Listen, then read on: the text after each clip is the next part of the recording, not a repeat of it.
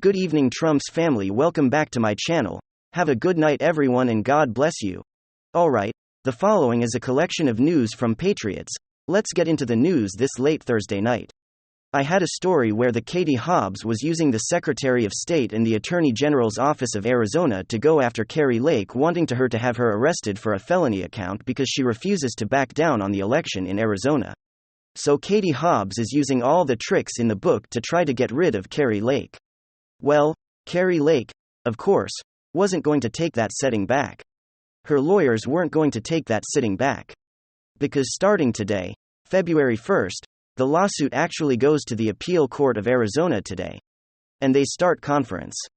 And a lot of truth is going to come out. This is what they were trying to do. They were trying to prevent this from getting to the appeals court in Arizona. They wanted Kari Lake just to shut up and go away quick talking about the election in Arizona. They don't want her speaking about it anymore. And she continues to talk about it. They're going to do their best to try to put her in jail. While of course, Kari Lake was not going to take that. And so she responded very, very sternly in the way that she should respond, because it's your First Amendment right? Our First Amendment right to be able to question and to hold our elected officials accountable. And even if that means drawing the question, if everything was on the up and up in any election that's taken place, and you can go back a long time and you can probably start picking apart other elections. Answers need to be had, and Kari Lake is going to be working hard to try to uncover those answers whether the Katie Hobbs regime wants it or not. So let's go and dive into what we have here. And this is the response that Kari Lake's lawyer gave. So Justin, Kari Lake's attorney, responds to the phony allegation and attempted political prosecution by the Arizona's new regime. That's right. Kari Lake's legal team has responded to the questionably elected Arizona state and former Mexican drug cartel lawyer Adrian Fuentes' phony allegation and his request for the Attorney General Chris Mays to investigate and take appropriate enforcement action against Kari, like they are politically prosecuting Kari for sounding the alarm about the 2022 midterm election. Both of these candidates won highly questionable elections in Maricopa County in Arizona, and they are terrified to Kari Lake's fight against those elections. Jailing political opponents as a third-world consequence for speaking out against fraudulent installed regimes. As the Gateway Pundit reported, Brazil's thoughts, the Supreme Court issued arrest warrants last month targeting opposition figures for undemocratic acts after Lula da Silva took the presidential election. So we come down here, and this is the official response to Katie Hobbs and her regime. This is becoming all too common in politics. Another attempt to weaponize the justice system with a phony allegation against a Republican. Adrian Fuentes selectively quotes the statute and attempt to distort the law and smear Kari Lake in the process. Chris Mays should immediately say that she will have no part in this shameful, disgusting effort. This information came from the Arizona Senate investigation on acceptance of clearly mismatched signatures on early ballots. And Kari Lake has an absolute right under the First Amendment to republish the information presented to the Senate. Statement from Tin Lasota, attorney for Kari Lake. Absolutely. So we'll continue to keep our eye on Arizona, as we have been for the last couple of months, and continue to keep you updated on any developments. And we will probably have some developments here in next few days. With this case heading to the Appeals Court of Arizona, they have conference today, and we may start seeing time when we can actually look inside the court when they have cameras available. And this is some big news, when we'll find out how a civil war on the left guarantees not just the demise of CNN, but the left as a whole as well. You're not going to want to miss this. The latest batch of TV ratings for cable and network news have come out, and let's just say for the fledgling enterprise known as CNN, the news simply couldn't be worse. As we speak, CNN has just suffered its worst ratings week in 9 years. The most distressing to name, and fake news averages 444,000 viewers in primetime, 417,000 viewers in daytime. The ratings disaster spread relatively evenly across the board. Our favorite Don Lemon continues his downward spiral. He of course was demoted to the fledgling morning show, which has been doing even worse since he came aboard. And Chris Wallace, the failure Fox News, has continued in that failure over at CNN, raking in their worst ratings he's ever had, barely scraping 40,000 viewers in the coveted 25 to 54-year-old demographic. It's a disaster. I mean, there's just no way of putting it. This is an absolute abject disaster. CNN began the year with a loss of 90% of their audience in the course of the year, and many said it really just doesn't get a whole lot worse than that. Well, it turned out they were the month of January continued the rating slaughter for this once reputable news organization.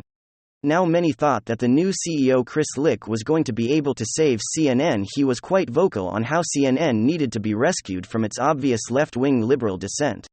Its radically anti-Trump bias over the last several years, and yet Licht has been the one who personally chose the hosts of the various lineups, daytime and evening. And these hosts continued to be insufferably left-wing and liberal, virulently anti-Trump, anti-MAGA. So if he thought he was going to be building any bridges with the Fox News viewer, or more center-right viewers, he was sorely mistaken. So Licht is not going to be rescuing CNN appears very clear at this point. And that's, of course, because he's effectively doing nothing to the thing with news organizations is that trust and reliability are foundational to their business model, right? If a news organization is no longer considered to be a reliable mediator of information, why would anyone avail themselves of it? The more CNN demonstrates itself to be nothing more than left-wing propaganda, the more it surrenders its claim to objectivity, and therefore, its reliability as a mediator of accurate information. But something else appears to be contemporary contributing to the CNN collapse. And this is something that I don't think anyone at CNN or in the legacy media ever thought possible. It looks like we're seeing a very real split within the political left, a rift that ultimately promises to destroy leftism as a whole in our nation. One of the things that CNN is trying to do to boost their sagging ratings is bring on Bill Maher's show, at least a portion of his show, onto their platform. CNN has announced that they're going to be hosting Bill Maher's Overtime, which is his post-show YouTube segment. It's obviously being seen as a very desperate move on CNN Spark. They can't even come up with their own original programming at this point. That's how utterly low they've fallen. But what was so fascinating to me was the number of responses from far-left activists towards this programming move. Writers for the ultra-left New Republic tweeted out, as someone peddles conspiracy or dehumanizes or gives permission for others to dehumanize groups of people. There's no need to pay them to lead your network's expansion. MSNBC Mehdi Hassan tweeted, Bill Maher is obsessed with this idea that cancelled culture is out of control. Yet Maher himself just got a new CNN gig. Despite saying outrageous things about Muslims, Arabs and trans people, making crass jokes about Asians and using the N-word on TV. And the Young Turks hosts Cenk Uygur tweeted out, Bill Maher is actually perfect for CNN, to be honest. False equivalencies, propping up right-wing culture war, talking points, fighting for the status quo, and that smug-faced Tapper might get jealous because he might be out smug. What's going on there is actually very interesting. The left, as you can see, is beginning to unravel. It's breaking up into opposing factions made up of the old left, the neoliberal, Joe Biden, Bill Maher left, and the new left, the radically cultural Marxist post-American woke left, that basically sees the old left as indistinguishable from his. Cenk put it the right way. You might say that the new left is so radical that they've lost any nuance or perspective to discerning distinctions between Bill Maher and Steve Bannon, of which, of course, there are many. But this was inevitable. And that's because the new left operates with what are called totalizing categories. And totalizing categories don't allow for any possible legitimate dissent from their orthodoxies. You're either for identity politics, or you're a racist. You're either for their version of women's rights, or you're sexist. You're either for LGBT rights or you're a phobic. There's no possible basis for dissent. And so when you dissent like Bill Maher and Piers Morgan and Jordan Peterson have, you are automatically lumped in with all other heretics? Most especially those of us on the right. This is the inevitable consequence of going woke. You end up excommunicating more and more people, so that at the end of the day, there are 4 times the amount of people excommunicated them belong to you, the elect few. And unfortunately for CNN and other leftist legacy media outlets, they're caught in the crossfire between these warring factions. MSNBC has clearly moved in the direction of the far left. And it looks like CNN made the decision to try to stay within the demographics of the older neoliberal rank and file. Either way, the left is splitting apart, which means that CNN and the legacy media are beginning to unravel as well, meaning that the future for the left is already beginning to disintegrate right before our very eyes. Thank you very much. WWG1WGA. Hit the like button. Hit the subscribe button to watch the next episode.